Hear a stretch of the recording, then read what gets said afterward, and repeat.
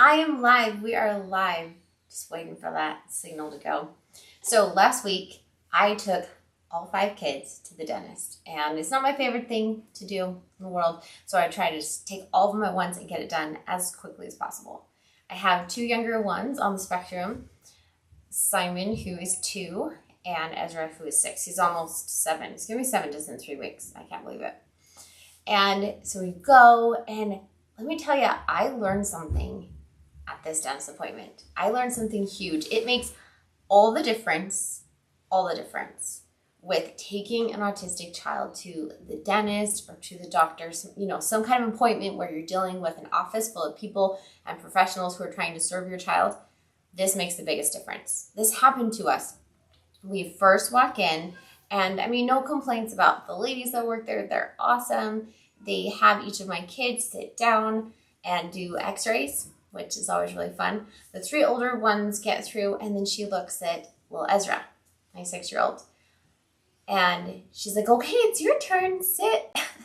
And I'm thinking in my head, I don't think this is going to work out. We've had really negative experiences with dentist appointments before. And he's bit people's fingers, okay? Not off, but just bit them really hard. And I just looked right at her and I was like, you know what? I don't think we're going to do x-rays for the 2 younger ones today. And then I waited. Because here she's trying to do her job. And this crazy mom's like, no, you can't do your job. I'm not going to let you. And so I'm just waiting patiently because I really do try to be nice. I always try to be kind and be an advocate and be respectful. But I can press the mama bear button pretty fast too. And so I had to calm it down sometimes. And I'm like, so what are you going to do? Just waiting. And then she does something like so unexpected. She looks at me and she says, okay. And that was it. I'm like, wait a minute. No drama, no explanation of why you know better than me. Like, okay, it's just fine. And so we sit down, the kids do their cleanings, and we wait for the dentist. And I'm so proud of little Ezra. He stays right next to Benson, who's my 11-year-old. And they definitely have a bond. I feel like whenever Ezra gets super nervous about something, he'll just go right next to Benson. He'll want to hold his hand. And Benson's just a really good older brother. All the siblings are really fun to watch how they interact and stuff because they've each got their own personalities. But I was so proud of Ezra. He was super brave. He sat next to Benson when it was his turn. We just did a really quick look. I was like, don't use the scraper on this kid, okay? Don't do that. I can brush his teeth and floss and things like that. I just use your little mirror, look in there to see if you can see any cavities, and just wipe on some fluoride and we're good. And I told the dentist that. I just told him, this is what you're going to do with my child. And then, you have that moment where you just wait to see how they're going to react because this is a brand new dentist. We've been to this office before, but we've never been actually seen by this dentist. And so I was just waiting to see what he would do. And he said, okay. And he did exactly what I asked. And it went okay. It was short. And, gave Ezra a big hug after. Simon was very similar. Simon was harder, I think just because he's only 2. 2-year-old at the dentist, whether you're autistic or not, that's tough. It's hard. It's tricky. And so we just tried to make the process as short as possible and let him know that he did a good job and that he gets a prize after, bring those motivators in and help him know that, we're proud of him. And and the reason I'm telling this story is because this is the main thing that made all the difference at this dentist appointment. It was when the doctor or the dentist, when the dental hygienist and the dental assistant actually listened to me. As simple as that. Because I know that these professionals are really used to being with kids because it's actually a pediatric dentist office that we go to, which I highly recommend if you have one around. They're just used to working with kids. And they have things that are kids' sizes. That's important, especially when you're putting it in your mouth. But if they hadn't listened to me, if they would have said, hey, we deal with kids all the time. We know how to get an x-ray. We know how to, put in a blank, whatever thing that you're trying to get done. And they do all the time. So understandably, their perspective is, oh, we can do this. But they haven't met your child.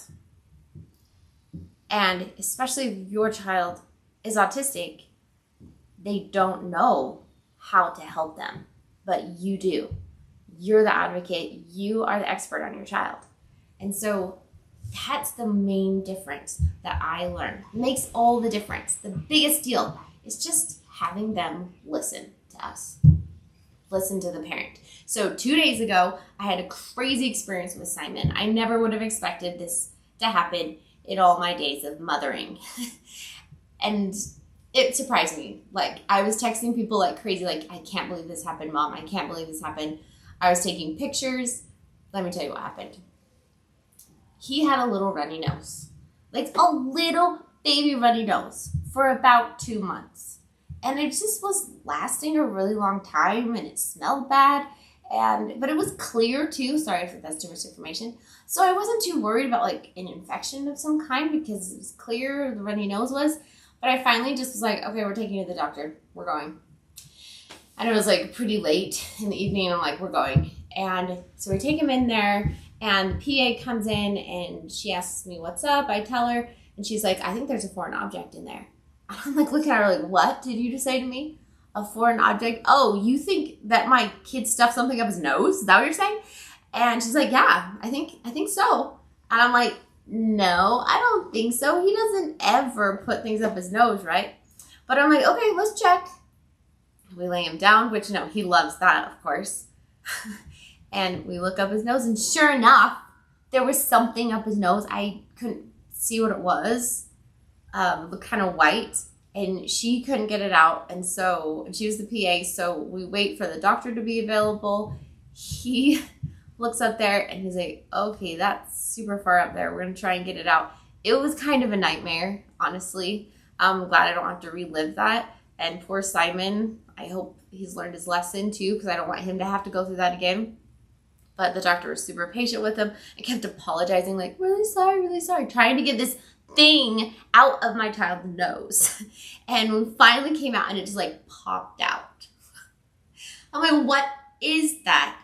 And it was a nut. And we're like, I think it was like a pistachio or something. We went home, and I looked at our container with the different types of nuts in it.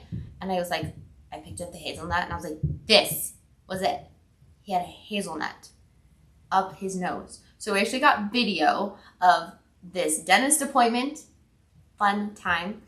And I also got video of poor little Simon at the doctor's office and how we got that thing out of his nose. He feels a lot better now. No more runny nose, no more smelly nose.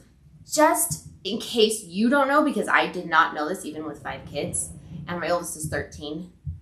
If you have a toddler, especially a toddler, but any kid that has a really smelly nose for a long time, take them to the doctor and see if there's something up there.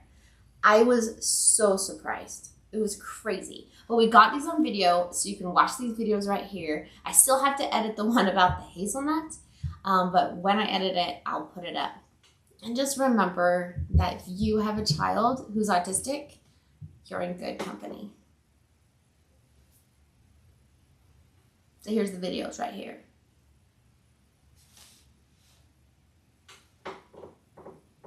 And we're going to be done here in a sec. Did it stop?